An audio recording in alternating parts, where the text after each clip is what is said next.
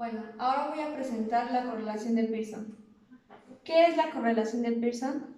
Se llama el coeficiente de correlación de Pearson porque se refiere a la relación que hay entre las variables existentes de estudio. También va a ver su intensidad, su sentido, ya sea positivo o negativo, pero bueno, de acuerdo con Pardo 2006 nos menciona que es una medida que nos da información acerca de la intensidad y la dirección de la relación. En otras palabras, pues se trata de un índice que mide el grado de covariación entre las distintas variables, literalmente. Ahora, ¿cuál va a ser el procedimiento en SPSS?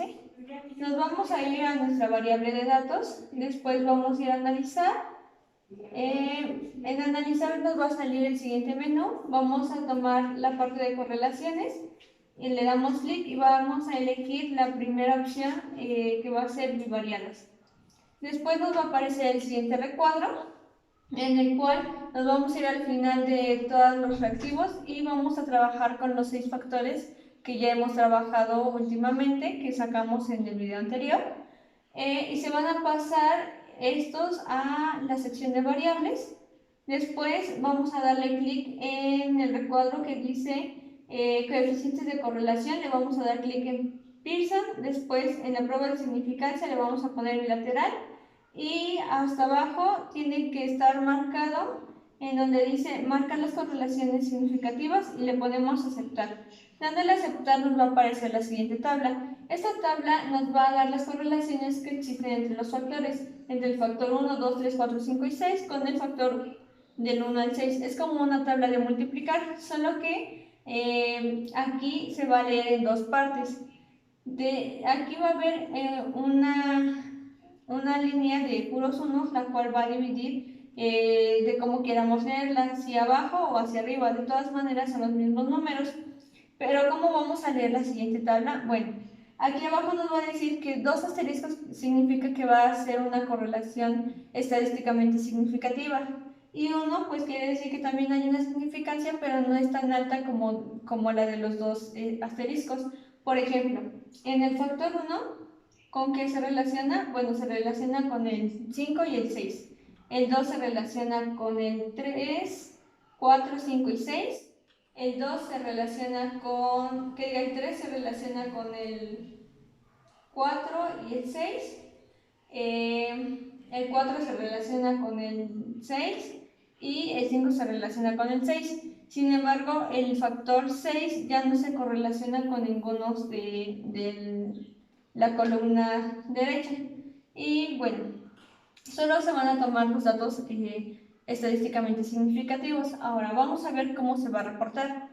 En primera instancia vamos a tener nuestra parte de resultados ya escrito, en donde vamos a manejar primero lo que es la parte teórica para explicar qué es lo que se está realizando y ver pues a qué se refiere esta correlación. Después se va a poner un apartado en general en donde vamos a explicar, por ejemplo, del factor 1 con cuáles fueron con una correlación estadísticamente significativa.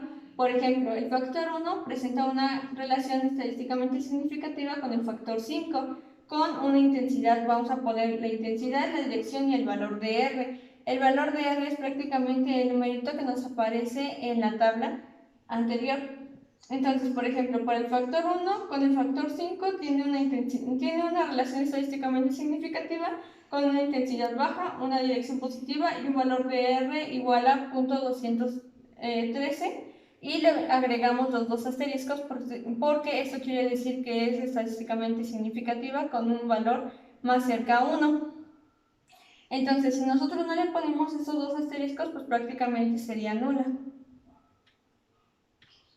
Después de dar como el panorama general de todos los factores y sus correlaciones con los demás factores, vamos a realizar la siguiente tabla, en la cual va a ser la tabla nombrada 4A, análisis de factores correspondientes a los resultados de la correlación de Pearson, en donde vamos a poner los factores de este lado y los otros factores de este lado. Bien, de aquí vamos a identificar pues todas las significancias que tienen los factores. Pero, por ejemplo, en mi caso yo leí la tabla hacia abajo. Es válido si lo quieren leer hacia arriba. Y bueno, si pueden darse cuenta, todos los números que aparecían en la tabla que nos aparecía en el SPS, pues fueron eliminados y solo se quedaron los significativos.